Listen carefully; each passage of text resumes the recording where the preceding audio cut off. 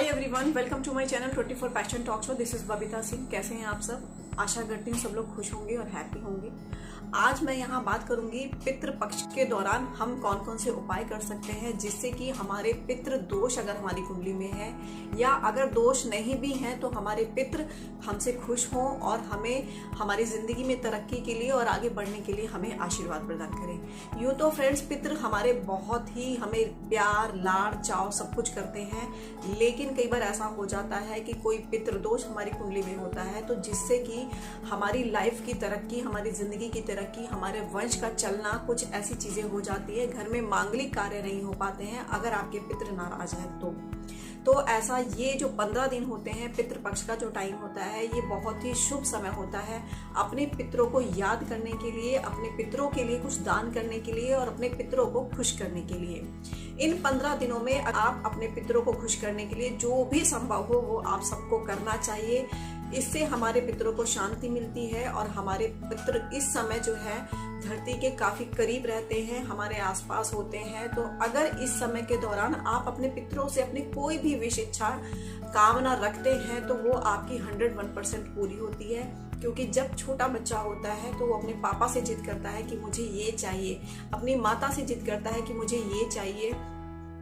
जब mummy papa भी नहीं दिलाते हैं तो फिर वो जाता है अपने दादा या फिर दादी के पास कि मम्मा मुझे ये नहीं दिला रही है तो प्लीज आप मुझे ये दिला दीजिए। तो इस तरीके से जब हमारा कनेक्शन हमारे माँ बाप के साथ साथ हमारे दादा दादी से जुड़ता है, परिवार के और सदस्यों के साथ भी जुड़ता है, तो और वो लोग हमेशा अपना प्यार, अपना आशीर्वाद हमारे ऊपर हमारे लिए बरसाते रहते हैं। तो ये एक ऐसा टाइम होता है 15 दिन का जो पितृपक्ष का समय होता है। इस समय में अगर आप बहुत गरीब हैं या आप कुछ भी नहीं कर सकते हैं तो एटलीस्ट कम से कम जो आप खाना खाते हैं उसी में से जो आप रोटी बनाती हैं उसके लिए सेपरेट थोड़ा सा आटा लगाएं, उसकी 2 रोटी बनाएं, उसमें से 1 रोटी उसके ऊपर घी लगा करके थोड़ी सी चीनी या फिर गुड़ की डली रख करके आप गाय को फीड करा सकते हैं। और जो दूसरी रोटी है उसके आप 4 हिस्से करें, उसमें से 1 हिस्सा आप कौवे को डालें, 1 हिस्सा आप कुत्ते को डाल दें और जो बाकी के 2 हिस्से बचते हैं उसको आप किसी भी पक्षियों के लिए डाल सकते हैं और दूसरा जो हिस्सा है एक और वो भी आप अपनी गाय को दे सकते हैं। इस तरीके से आपको पितृपक्ष के दौरान 2 रोटी जरूर करके इन 4 लोगों के लिए जरूर निकालनी चाहिए।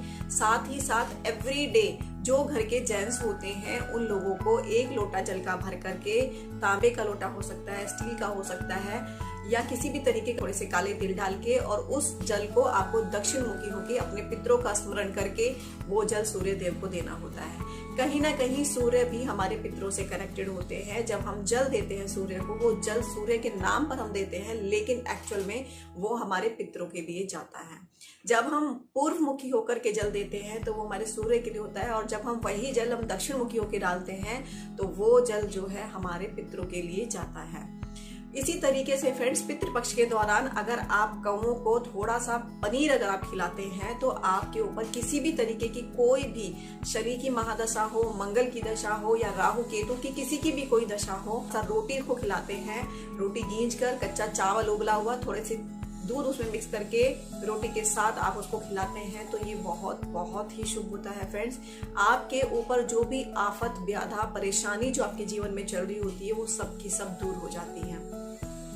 पितृ हमें कभी नहीं सताते हैं, लेकिन अगर पितृ दोष कुंडली में होता है तो कुछ ऐसी चीजें होने लगती हैं, संतान की उत्पत्ति नहीं होती है, घर में कोई मांगलिक कार्य नहीं होता है, बहुत सारी चीजें हैं, जिंदगी में तरक्की नहीं होती है। तो ये पितृ दोष जो है ये कुंडली का पार्ट है। लेकिन मैं जो यहाँ उपाय आपको बता रही हूँ एक ये नॉर्मल उपाय है जो हर एक पर्सन कर सकता है।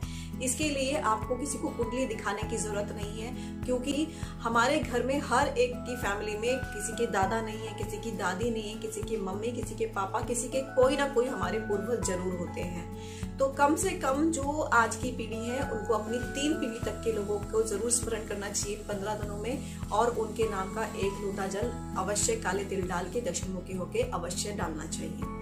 अब यहाँ मैं कर लेती हूँ कुछ विशेष उपाय के बारे में कि क्या अगर पितृदोष नहीं भी है तो भी आप ये उपाय कर सकते हैं, अगर पितृदोष है तो भी आप ये उपाय कर सकते हैं। इन उपायों से सिर्फ और सिर्फ आपको लाभ मिलेगा, जिंदगी में तरक्की मिलेगी। अगर संतान नहीं हो रही है तो उसका भी आपके घर में वंश आगे बढ़ेगा। ये कुछ कॉमन से उपाय हैं।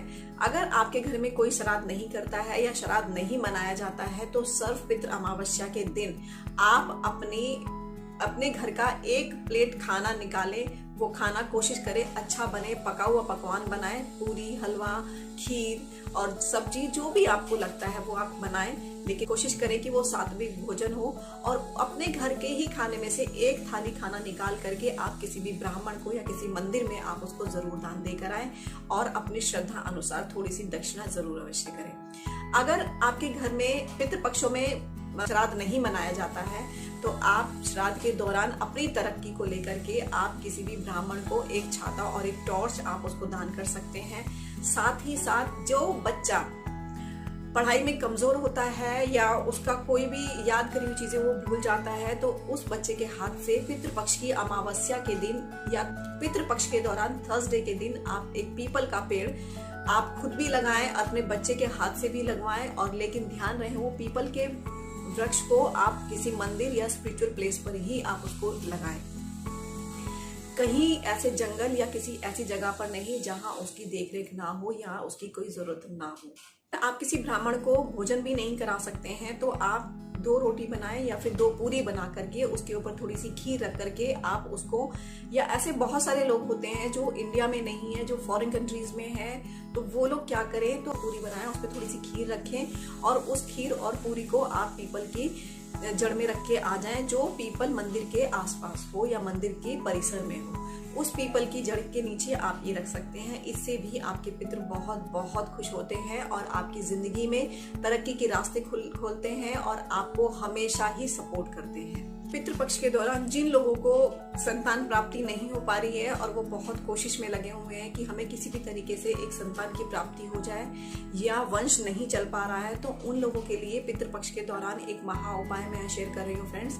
इसको आपको सोमवार के दिन करना है। सोमवार के दिन पति पत्नी को दोनों को मिलकर के ये उपाय करना है, किसी एक जने को नहीं। दोनों हस्बैंड वाइफ को मिलकर सोमवार के दिन सुबह स्नान आदि से निवृत्त होकर के उनको जाना है। एक अकड़े की जड़ को लेने के लिए दोनों हस्बैंड वाइफ को जाना होगा। उसको ले जा करके उसको लाएं, उसको लेकर के धोएं, गंगा जल से उसको अच्छे से धो लें। धोने के बाद उस आकड़े की जड़ को और एक लाल रंग का धागा लेकर के मंदिर जाएं।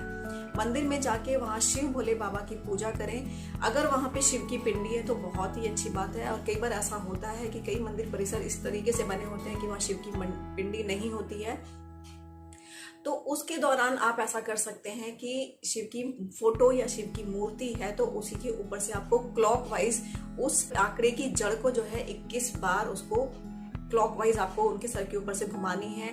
घुमाने के बाद लाल धागे में करके उसको, जो लेडीज हैं, जो फीमेल हैं, उनको लाल धागे में बांध करके उस जड़ को अपनी नाभि पर या अपनी कमर पर पहन लेना है।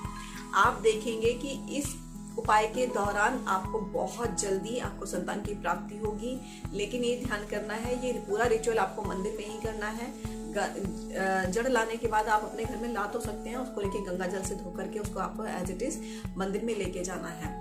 लेकिन ये बात विशेषकर मैं बार बार बोल रही हूँ कि इस उपाय के लिए हस्बैंड वाइफ दोनों का होना बहुत ज्यादा जरूरी है। जब आप उसको घुमा रहे होंगे तो शिव भोले बाबा से अपनी कामना करनी है कि मेरे को संतान प्राप्ति का सुख मिले, मैं इसके लिए आपकी बहुत बहुत आभारी हूँ। इस तरीके से मन्नत मांग करके उस जड़ को आपको पहन लेना है। जब आपकी मन्नत पूरी हो जाए तो आप उस जड़ को निकाल के रख दें और जब आपका बच्चा पैदा हो जाए तो उस जड़ को उठा करके आप कहीं पर भी प्रभावित कर दें। पितृपक्ष के दौरान गाय को रोटी अवश्य करके खिलाएं। तो ये था फ्रेंड्स संतान प्राप्ति के लिए महा उपाय।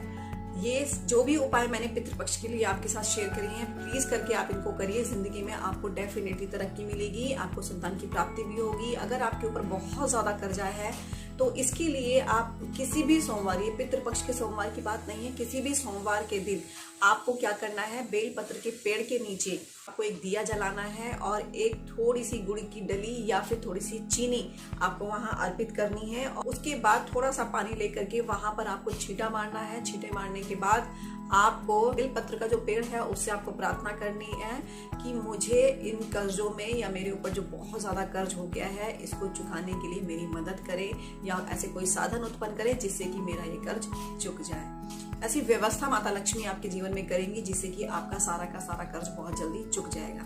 माना जाता है कि फ्रेंड्स कि हर सुबह में 10 बजे से पहले माता लक्ष्मी पीपल के पेड़ पर निवास करती हैं और सोमवार की शाम को माता लक्ष्मी बेलपत्र के पेड़ के जड़ में निवास करती हैं।